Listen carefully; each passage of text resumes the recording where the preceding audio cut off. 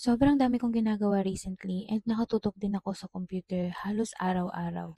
Kaya naman sumasakit na yung batok ko lalo na dito sa may bandang balikat. Buti na lang meron ako nitong steam hot compress. Meron itong 10+1 herbal essence such as ginger, aloe vera, poya, and madami pa. Nakakatulong ito para makarelieve ng neck pain and stress at pwede rin itong ilagay sa bandang shoulder. Madali lang 'tong gamitin and andito naman sa likod yung instruction. Kahit iba yung language niya, madali niyo siyang masundan. So again, this is an hot compress. So pag ginamit ito, makakatulong din ito sa blood circulation. So ganito yung itsura niya, wala siyang amoy and mukha siyang napkin.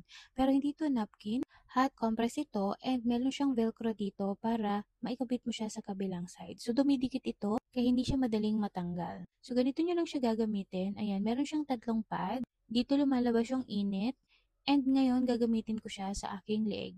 So yes po, kahit malaki ang leeg, kasya po ito dahil nabibinat siya or stretchable siya.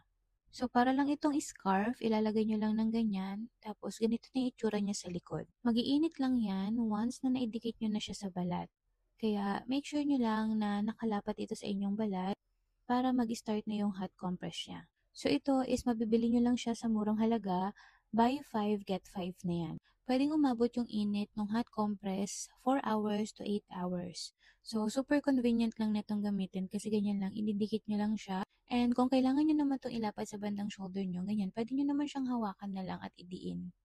So, pwede din to on the go. If ever na nasa labas kayo, pwedeng-pwede nyo siyang gamitin. Kaya, kung gusto nyong matry yung ganitong hot compress, ilalagay ko na lang yung link dyan. Ayun lang.